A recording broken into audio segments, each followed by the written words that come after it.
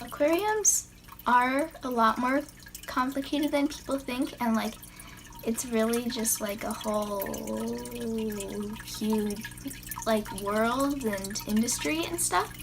And I didn't really comprehend that until I started researching different fish and different tanks and whatever.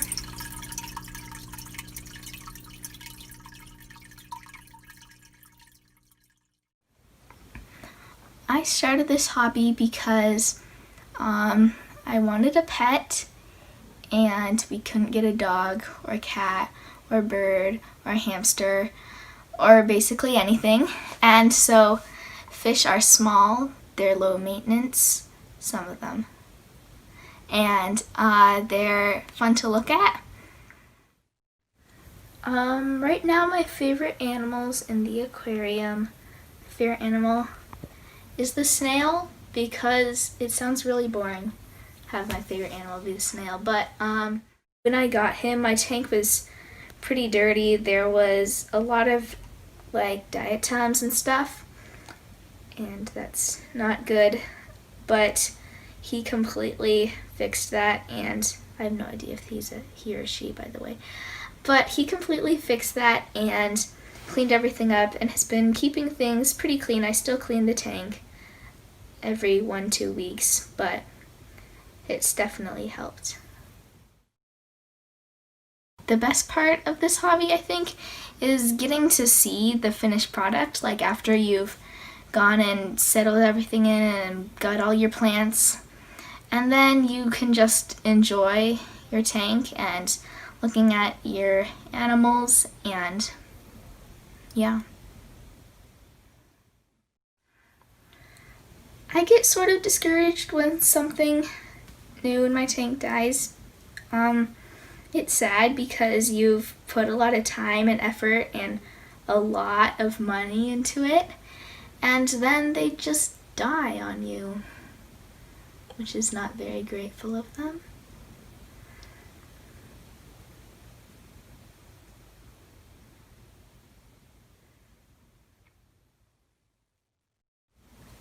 So my first betta fish that I got on my own died 3 months after I got him.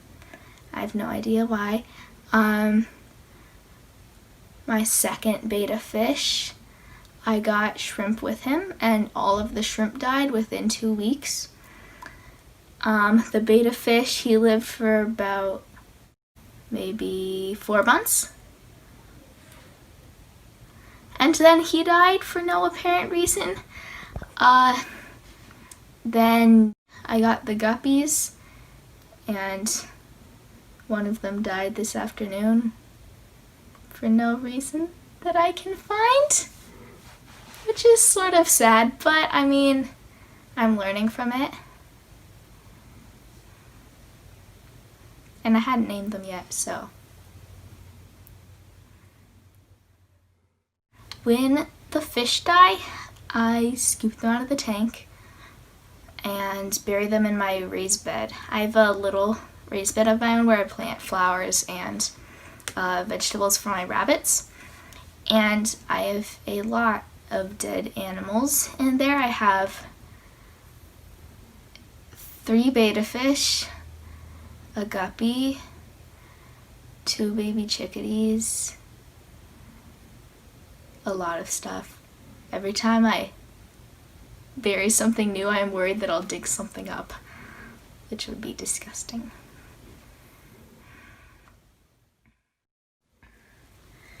Having so many fish die, I don't think that it discourages me from owning other pets because I really, really like pets and animals in general.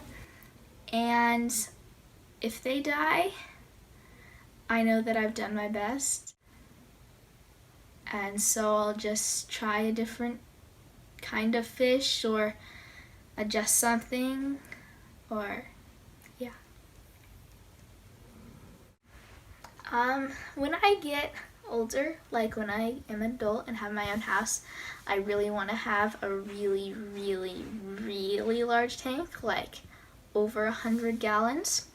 And it would be so large that I could just get more and more and more fish, and it wouldn't matter because they would all have plenty of room, so I wouldn't even have to like do the math and stuff for how much fish that I can have because I'll always have more room. What Spot is a pet store, but it focuses only on freshwater tropical fish and plants and air plants for some reason. And it was really, really neat to go there. They have so many different types of fish and plants, and the employees really know what, like they know lots of information and stuff, and I loved it. I got some pygmy spotted rasboras and some blue velvet shrimp. The pygmy rasboras are pretty little, and I got 6 of them. The shrimp are blue. I got 2 females and a male. So I'm hoping that they will breed, and then I'll have even more, and that my fish won't die, and I'll have a shrimp breeding business soon.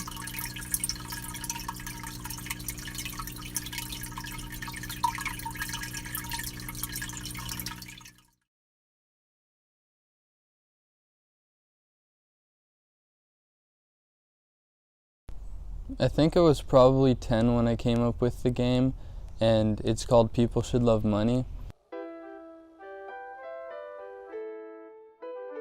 I really just got inspired by one of my sister's games that she made. I always kind of looked up to her because she was like in some smart classes, and she seemed to be doing pretty well in school, and I wanted to do well so then I could be more successful than her. Because to me, at that age, it was kind of a contest. It's made out of like cardstock paper, and it just says people should love money on one side, and there's like a dice container that I taped on, and then when you unfold it, you can see there's like 60 spaces. You can gain or lose money on certain spots. You can sue people. So there's just a lot of different options in this game. Most of the time the winner gets around like $120 tops. It's not a lot, but it's also a kid's game, so most kids think $120 is a lot of money.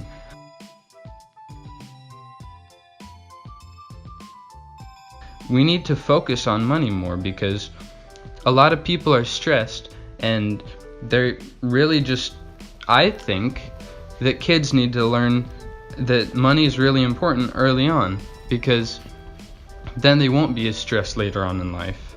And when they're 50, they're not going to be worried about buying stuff or paying off bills, because they're going to have focused their entire life solely on money.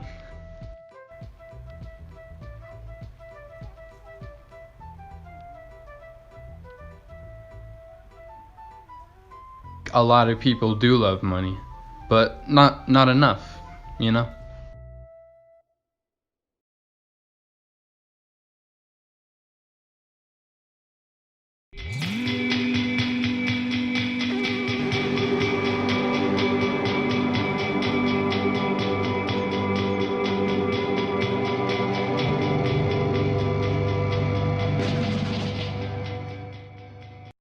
were shamed or sort of made to feel small, or by whatever degree could not live in the fullest expression of who we were. And burlesque, for us, in our way, has provided the platform to go and live in that fullest expression. And it does not matter who you are. When you find yourself in league with other people who are existing in that brightness and choosing to radiate themselves and their light in such a way, connection is like, I mean, it's just the most natural thing, because you stand next to this person and you go, I see you.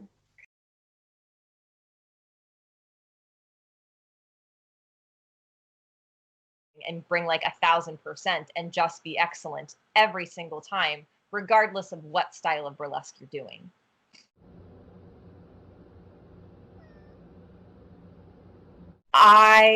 My observation is that everything that we're experiencing with this pandemic is causing people who are willing to look. It's really causing a deep seismic shift in the way that we view ourselves and in the way that we think about ourselves and how we previously existed.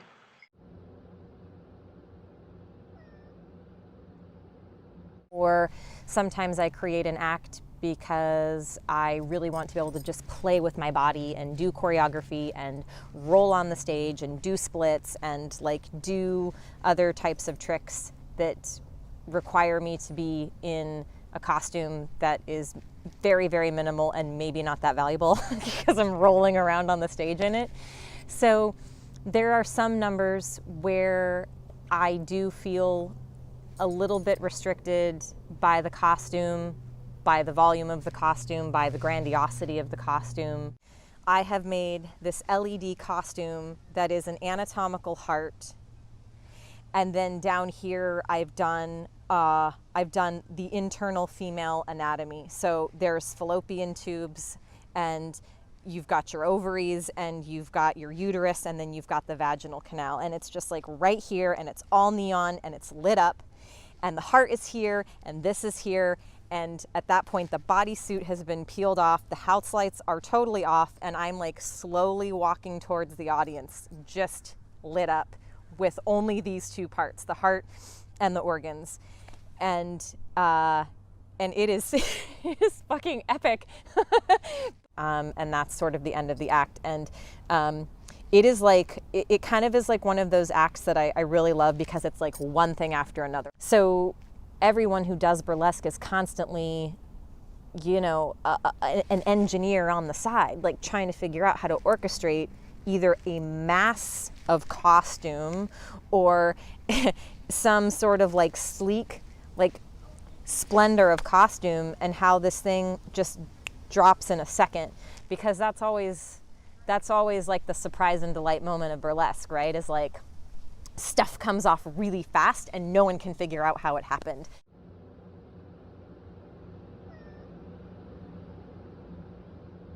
It is a tangible cellular feeling, like you know that you have just knocked it out of the park.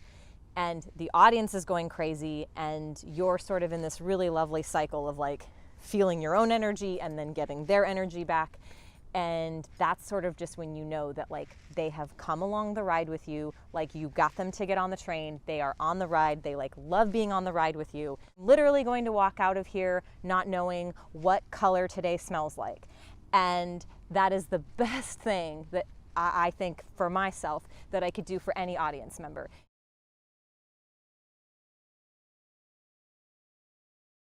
When you get to create that magic, and when you get to have that moment with your audience, when you really get to do a surprise and delight. And I guess I would define what burlesque is to me by saying that it is just absolute and ultimate expression and freedom in that. Because I feel like our lives are full of things that we do choose to do, but maybe we don't choose them fully from like joy or excitement or like absolute ecstasy. So when you get done and the audience is like exploding in applause or really silent because you've done something very moving and they're really not sure what to do with themselves, so silence seems like the best option, I'm just fully reminded why it is that I do burlesque, because really nothing else quite gets you there in that same way. Like burlesque really gets you there in that very specific way. When I get to have like those brief moments at the end of a performance with my audience, it fully makes all the money you spend and all the late nights and all the time and labor like worth it times 10.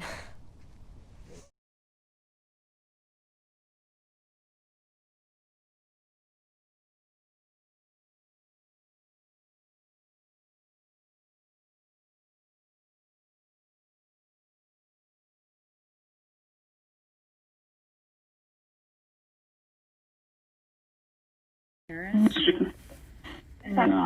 Are you from Paris?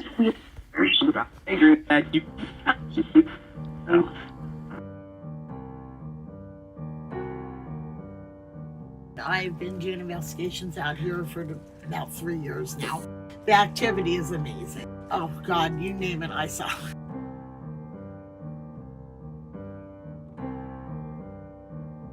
As clear as can be.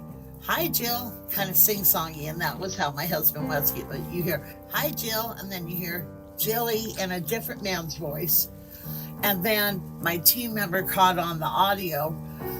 About 30 seconds later, you hear my husband say, I love you. And it was just like, oh my God, that was so wonderful. Yeah. So I've had some really personal, my father's come through, my brother has. So I've been blessed on that level doing what I did for so long.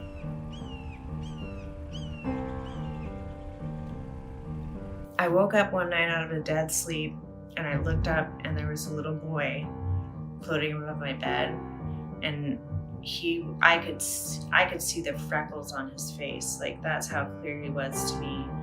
And yeah, I think that moment I was like, wow, this is real. This is something that I can't explain away. Last week, I'm in the bar area at dinner service, and I see this thing fly out off the counter. I'm like, well, what was that? And then both my waitresses are on either side of me, and they're like, what was that? What was that? I was like, I don't know. Did somebody hit something? They're like, no. Nobody was anywhere near where this cup, it was a coffee cup, and it literally went sideways off the countertop and went on the floor. And that one I cannot explain. I cannot. I've always had experiences since I was a little girl, and I think that I've always tried to look for answers to things that I couldn't explain, and I think that I tried trying to find evidence for things is kind of my bag. I like to have data and analyze it and try to explain things that you can't really have an explanation for. It's been kind of a journey, because I get messages and things from people that I've passed on, and not all of it's received well. Did you turn on the sink in the bathroom?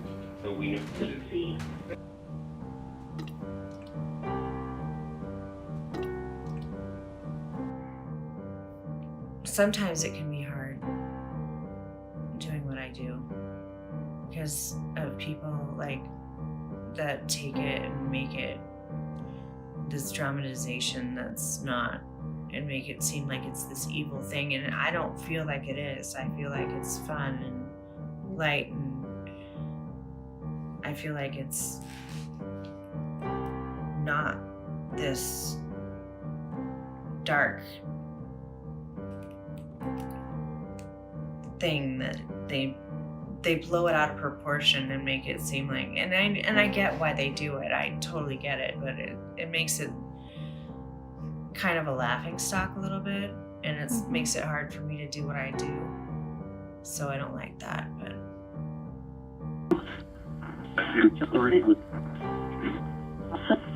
I would hard now.